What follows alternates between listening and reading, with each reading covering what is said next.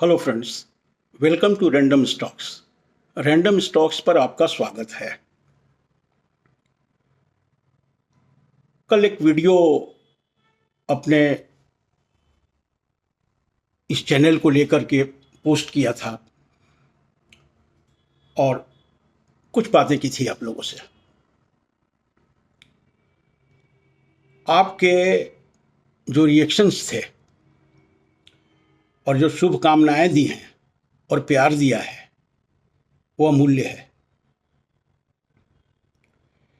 जिंदगी में कभी कभार ही ऐसा देखने को मिलता है कि अपने घर परिवार से आदमी निकलकर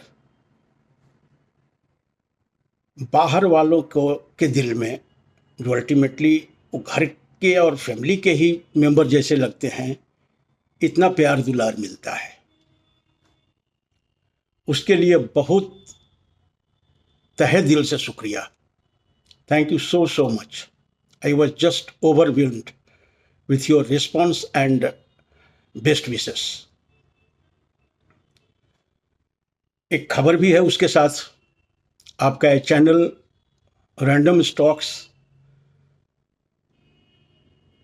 एक महीने में ही 1000 का जो बेंचमार्क होता है सब्सक्राइबर्स का, वो क्रॉस कर लिया है। कल आप लोगों से वो जो वीडियो पोस्ट करने के बाद कल ही 1000 पूरे हुए। इसके लिए भी आप सबों को बधाई। आइए आज का वीडियो शुरू करते हैं। कल शुभकामनाओं के साथ साथ कुछ क्वेरीज थे, आज उसकी चर्चा करेंगे, क्योंकि हमारा भी फर्ज बनता है कि आदमी के उनका जो सवाल है उसको समय पे उत्तर दे दिया जाए। तो कल उनके क्वेश्चंस आए। आज के वीडियो में मैं उन क्वेश्चंस के साथ हूं और उसका उत्तर देने की कोशिश कर रहा हूं। पहला क्वेश्चन है श्रीनिवास परिमित 4204 से। उनका सवाल है पेंट इंडस्ट्री के फ्यूचर को लेकर के। हो परिमित, आप वीडियो देखेंगे आज। पेंट इंडस्ट्री में एक बड़ा प्लेयर कुमार मंगलम बिरला की एंट्री से उसके समीकरण बिल्कुल बदल गए हैं। अब जैसे जो मार्केट लीडर है एशियन पेंट, एक तरह से मोनोपोलिस्टिक सिचुएशन था उनका। अब कम से कम डुओपोली तो जरूर होगा। बाकी दूसरे प्लेयर हैं वो मार्जिनल हैं, वो इस तरह के पेडिग्री वाले कंपनीज नहीं हैं। और कुमार मंगलम बिरला अपने मैनेजमेंट स्टाइल, एग्रेसिवनेस और कॉरपोरेट गवर्नेंस के लिए जाने जाते हैं। और जब आ गए हैं तो फिर यह कुश्ती तो होगी। तो आशंका यह है कि ये एशियन पेंट के मार्केट शेयर को भी लेंगे और एक प्राइसिंग पावर जो था एशियन पेंट को, वो प्राइसिंग पावर उस तरह का नहीं रहेगा। तो मार्जिन में प्रेशर आएगा और सेल्स के रेवेन्यू में, सेल्स वॉल्यूम में प्रेशर आएगा। अब एक कुछ दिन लगेगा इसे सेटल होने में, कम से कम 2-3 क्वार्टर देख लें। और तब तक पेंट इंडस्ट्री में इन्वेस्टमेंट से बचें। लेट अस सी ये प्राइसिंग के फ्रंट पे क्या सिचुएशन रहता है और वॉल्यूम के फ्रंट पे क्या देखने को मिलता है। ये हुई पेंट इंडस्ट्री की बात। दूसरा सवाल है पंकज कोरी का। वो थॉमस स्कॉट में को लेकर के उनका सवाल है और लगता है उनका सवाल, जब मैं उसका प्राइस चार्ट देख रहा था तो करीब एक हफ्ते में वो शेयर डबल हो गया है। वैसे शेयर को फंडामेंटल यदि स्टडी करें तो उनका मार्केट कैप जो आज का प्राइस है उसके हिसाब से 444 करोड़ का है, पीई 41.8 का है और आरओई 30.8 का है। सो यहाँ पे ये केवल 3 फिगर देखने से ये काफ़ी बढ़िया शेयर दिखता है, लेकिन सितंबर 24 को यदि सितंबर 23 से कंपेयर करें उनके जो क्वार्टरली रिजल्ट का, तो फिर वो उतना कन्विंसिंग नहीं हो पाता है। वो इसलिए कि जो सितंबर 24 का इनका ओपीएम परसेंटेज है, ऑपरेटिंग प्रॉफिट मार्जिन है, दैट इज 10.6%, जो कि पिछले साल में 14.37% था। सो डिटेरियोरेशन है, जबकि सेल्स वॉल्यूम में काफ़ी बड़ा ग्रोथ है, लगभग 90% का सेल्स वॉल्यूम में ग्रोथ है। इसका मतलब सेल्स वॉल्यूम में 90% ग्रोथ और प्रॉफिट मार्जिन का कम होना ये दिखाता है, चाहे तो वो एडवर्टाइजिंग पे कर रहे होंगे खर्च, कोई फिक्स्ड एक्सपेंसेस में कर रहे होंगे, जो इसका रिजल्ट हो सकता है बाद में आए। अदरवाइज रेवेन्यू फ्रंट पे देखेंगे तो ये काफ़ी डिटेरियोरेशन है। ये कंपनी पिछले 2 साल में कैश नेगेटिव ही रही है, और वही नहीं, प्रोमोटर्स सितंबर 23 के बाद लगातार अपना होल्डिंग कम कर रहे हैं।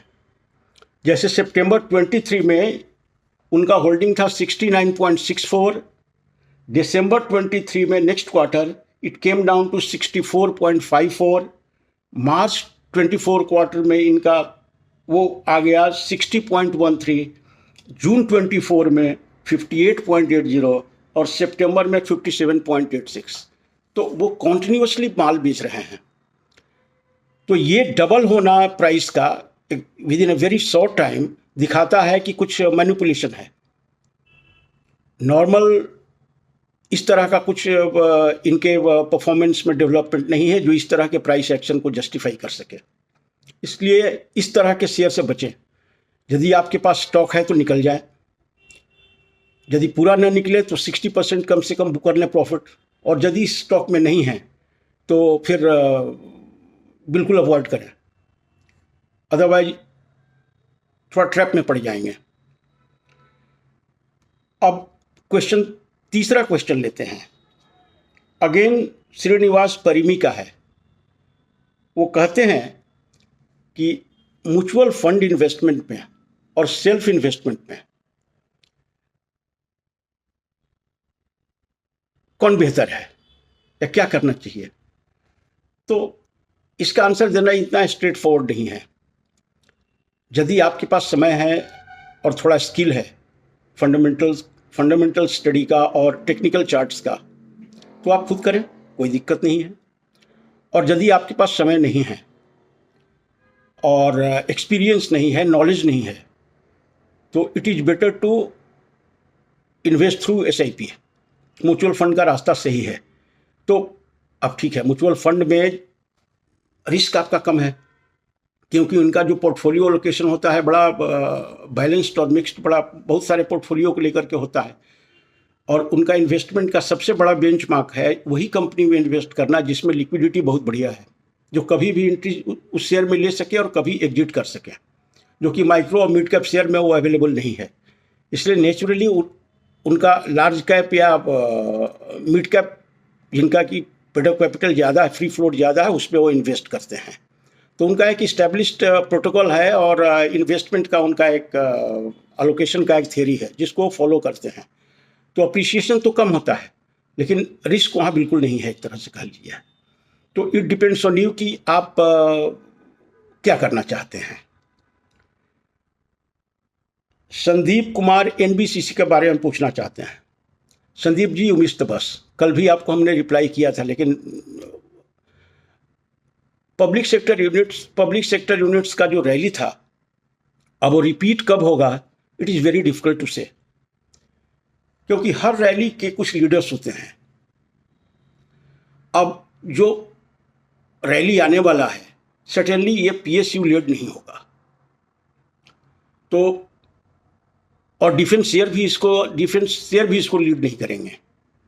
तो ये आपको चॉइस, देखिए क्या करना है, लेकिन ये पीक को गुजार चुका है शेयर, और वहाँ जाने में it will take a very uncertain time, long time. So price appreciation जैसे ही कुछ आपके मुताबिक हो, ब्रेक इवन वगैरह में आ जाएं, तो उससे एग्जिट की कोशिश करें।